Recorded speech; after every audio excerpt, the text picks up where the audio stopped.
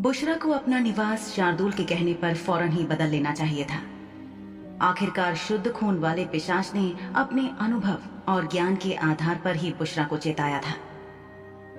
उस वक्त बुशरा ने भी नया ठिकाना ढूंढने की बात कही थी, लेकिन उसकी तरफ से थोड़ी सी देर उसी पर भारी पड़ गई।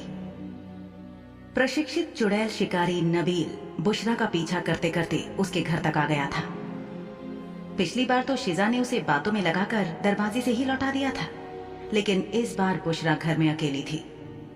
अगर वो दरवाजा ना खोलती तो नबील का शक और पुख्ता हो जाता, और अगर खोल देती तो पकड़े जाने का खतरा था। आज चुड़ैल शिकारी नबील ये सोचकर आया था कि कुछ दिन पहले इसी गांव में जिस महिला नास पर उसको चुड़ैल होने का शक हुआ था, आज वो उसकी सच्चाई जानकर ही रहेगा।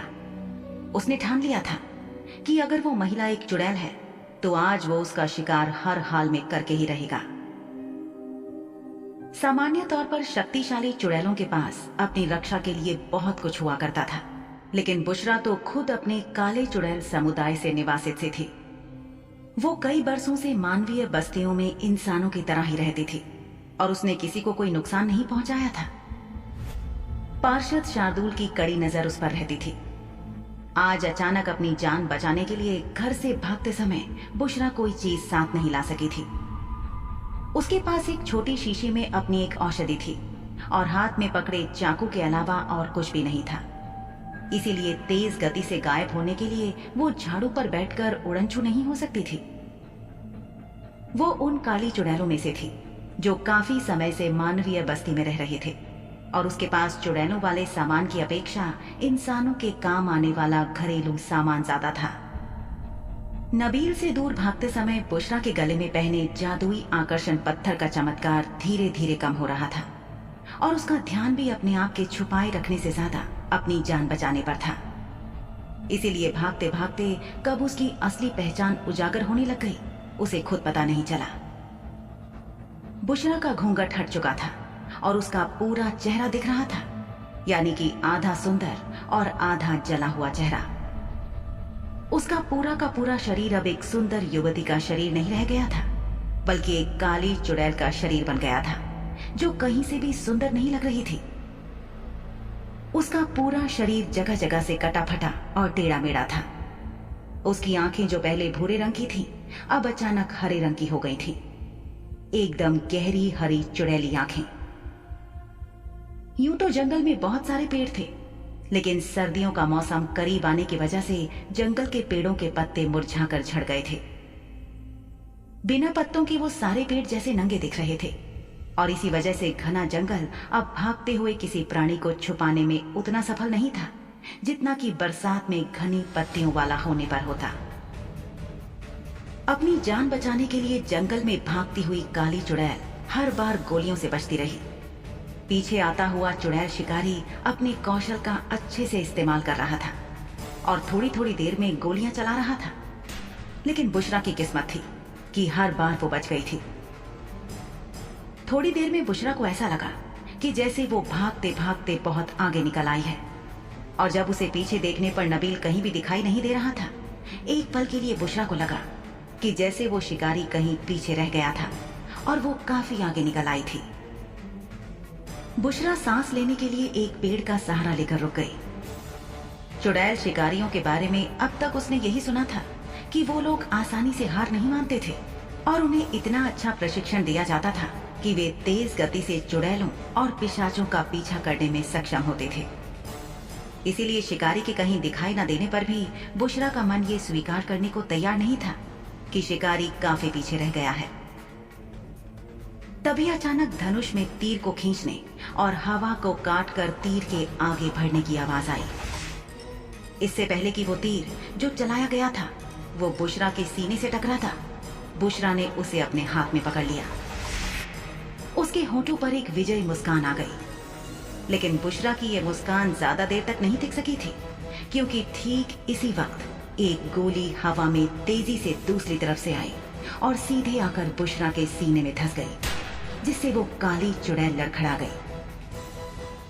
अचानक लगी गोली से उसके पैर अस्थिर हो गए और वो डगमगाने लगी।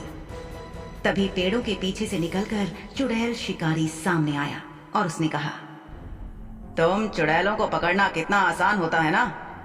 क्या बेवकूफी तुम लोगों के खून में बहती है। तुमने क्या सोचा था कि तुम भागकर घने जंगल में आओगी और पेड़ों के पीछे छुप जाओगी और मैं इस बारे में नहीं सोचूंगा।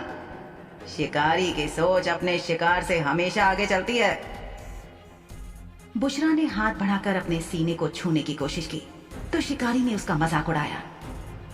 फिर भी बुशरा हाथ अपने सीने पर लेकर गई और छूकर देखा तो पाया कि उसके सीने से धीरे धीरे काला खून निकलने लगा था जो उसके हाथ से चिपकने लगा था। नबील ने अपनी बंदूक अभी भी अपने हाथ में पकड़ी हुई थी और वो इसके साथ खेल रहा था। उसने जानबूझकर बुशरा को उसकी छाती के दाहिने हिस्से में गोली मारी थी क्योंकि मनुष्यों के विपरीत चुड़ैलों का दिल उसके सीने में दाहिनी तरफ होता था। वो बुशरा के शरीर से बह रहे खून को देखने लगा।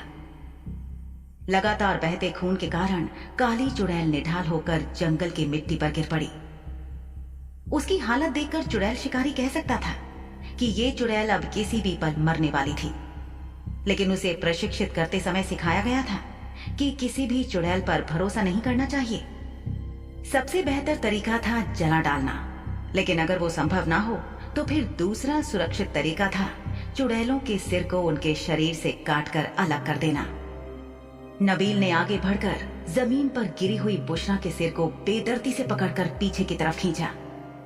वो असहाय दिख रही थी। मानना पड़ेगा कि तुम दोनों बहनों ने मिलकर कुछ दिनों के लिए मुझे घुमा दिया था, लेकिन तुम एक शिकारी के नाक से बच नहीं सकते। तुम्हें सूंघते हुए मैं तुम्हारे पीछे आ ही गया और तुम्हें पकड़ लिया। क्यों? तुम कोई कुत्ते हो क्या जो सूंघते हुए आ गए? दर्द की वजह से बंद हो रही आंखों के साथ बुशरा ने पूछा। चुड़ैल शिकारी सोचने लगा कि इस चुड़ैल के पास अपनी मौत से पहले कितना समय बचा था। हालांकि नबील ने सीधे काली चुड़ैल के दिल पर निशाना साधा था, लेकिन उसे यकीन था कि उसने बुशरा के दिल का आधा हिस्सा ही चीरा था।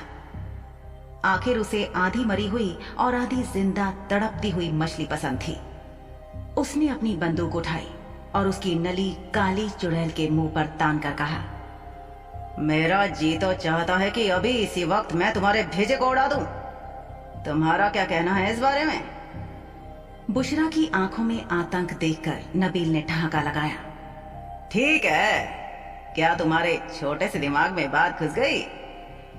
बुशरा कुछ बुदबुदाई। अस्पष्ट शब्दों के बावजूद साफ था कि वो नबील को गालियां दे रही थी। अब उसकी जीभ किसी सांप की जीभ की तरह दो हिस्सों में बट गई थी और उसके मुंह से निकलते हर शब्द के साथ अंदर बाहर हो रही थी। उसने चुड़ैल शिकारी से कहा, मैंने तुम्हारा कुछ नहीं बिगाड़ा है, मुझे जाने दो, मुझे मुक्त कर दो और तुम भी चले जाओ और हम दोनों ही भूल जाएंगे कि हमारा एक दूसरे से कभी कोई लेना देना था। जितने चाहे सपने देख लो, आजाद तो मैं तुम्हें करने से रहा। मैं एक शिकारी हूं, ना कि तुम्हारी बात मानने वाला कोई व्यक्ति जो तुम्हारे किए पापों के बावजूद तुम्हें बिना सजा दिए चुपचाप जाने दूंगा। मैंने ऐसा कुछ नहीं किया है, ना कोई पाप किया है। मैं तो सालों से बिना किसी को परेशान करे इंसानों की बस्ती में शांति से चुपचाप अपनी जिंदगी जी रही हूँ। हाँ हाँ, तुम तो यही कहोगी, लेकिन क्या तुम बता सकती हो कि जब तुम्हारे चुड़ैल दोस्त और रिश्तेदार मनुष्यों को भ्रष्ट करना शुरू करते हैं तब क्या तुम उन्हें रोकती हो? तुम्हारे दोस्त गिलम ने जब उस लड़की को बहकाना शुरू किया था तब क्या तुमने कुछ किया? आज जब बाजार में उसे जला डाला गया तब क्या तुमने कुछ किया? नहीं, तुम कुछ नहीं करती हो, तुम बस चुपचाप खड़ी देखती रहोगी। तुम्हें समझना चाहिए कि चुड़ैलों और इंसानों का साथ नहीं हो सकता। जानती हो क्यों? क्योंकि चुड़ैलें इंसानों का सिर्फ इस्तेमाल करती हैं। इतना कहकर नबील ने बुशरा के बालों को पकड़कर पीछे की तरफ खींचा और वो दर्द से तड़प उठी। नबील मुस्कुराने लगा। हर कोई एक जैसा नहीं होता, अलग अलग लोग अलग अलग तरह के होते हैं। फिर से बाल खींचे जाने से तड़पकर काली चुड़ैल ने अपने दांत पीस लिए, जिससे शिकारी की आंखों में खुशी की चमक आ गई। लेकिन तुम तो कहती हो कि तुम अपने उस गंदे स्वभाव को छोड़ नहीं सकती। काली चुड़ैल ने शिकारी की बातों को सुनकर अपनी आंखें खोली और शिकारी की आंखों में आंखें डालकर देखा। इस बात ने चुड़ैल शिकारी को नाराज कर दिया। वो गुस्से में बोला, इस तरह क्या देख रही हो? बुशरा मुस्कुराई। उसकी मुस्कुराहट धीरे धीरे एक हंसी में बदल गई। क्या तुम्हें कभी किसी से धोखा मिला है जो तुम्हारे अंदर इतनी कड़वाहट और नफरत भर गई है? तुम्हें पता होना चाहिए कि हर तरह के प्राणियों में दो तरह के लोग होते हैं, अच्छे भी और बुरे भी। इससे पहले कि मैं एक और गोली मारकर तुम्हें उड़ा दूं, अपना मुंह बंद करो। हर तरह के प्रजाति के लोगों के एक जैसे ही आचार विचार व्यवहार होते हैं। इंसानों में सबसे ज्यादा लालच होता है। असीमित शक्ति की प्यास शुद्ध खून वाले पिशाचों में सबसे ज्यादा होती है और चुड़ैलें सबसे ज्यादा स्वार्थी होती हैं। ये चीजें कभी नहीं बदल सकती। नबील की जिंदगी सिर्फ काले और सफेद के सिद्धांत पर चलती थी। इसके बीच में जो जगह थी, उन्हें समझने के लिए उसने ना तो कभी प्रयास किया था, ना ही वो समझना चाहता था। उसने हर प्रजाति को एक तरह के खांचे में डाल दिया था और उसके बाहर वो देखना ही नहीं चाहता था। खास तौर से रात के प्राणियों के बारे में वो सोचता था कि वे इंसानों के लिए सिर्फ और सिर्फ बदनीयत रखते थे और हमेशा उनका बुरा ही करते थे। इसीलिए उन लोगों को देखते ही पकड़कर मार डालना चाहिए और मौत से कम इनकी कोई सजा नहीं हो सकती। ऐसे इक्का दुक्का नहीं, ढेरों उदाहरण थे। चुड़ैलों की प्रजाति में से नबील के संपर्क में जितने भी लोग आए थे, फिर वो चाहे सफेद चुड़ैल रहे हो या काले चुड़ैल, नबील ने उन्हें पकड़कर बेदर्दी से मार डाला था। फिर कहीं ना कहीं शायद उसे लगा कि बुशरा की बात सच भी थी। ना चाहते हुए भी नबील अतीत की बातें सोचने लगा। आज से लगभग 4 साल पहले उसके सबसे अच्छे दोस्त को एक महिला से प्यार हो गया था।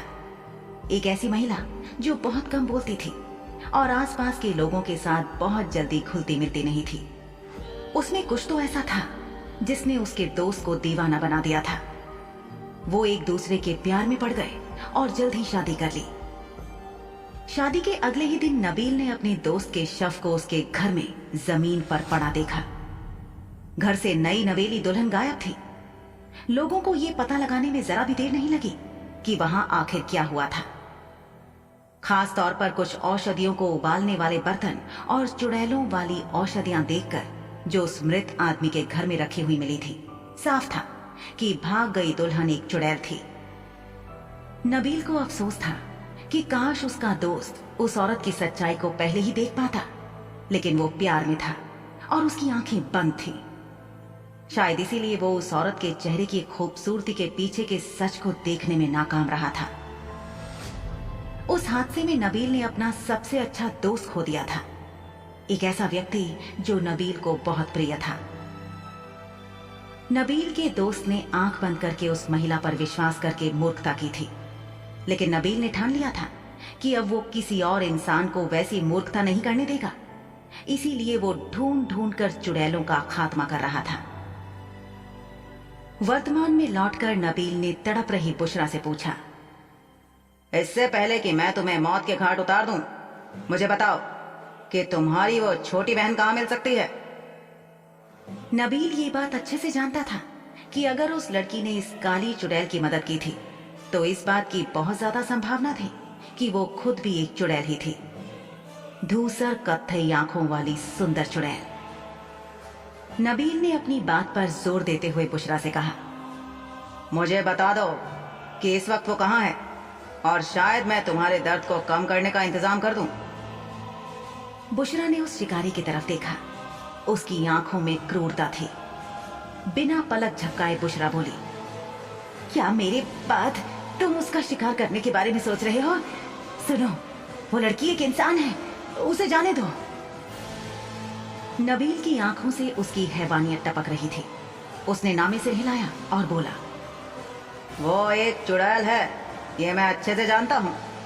एक चुड़ैल अपने असली स्वभाव को कितना भी छुपा ले, एक ना एक दिन वो सामने आ ही जाता है।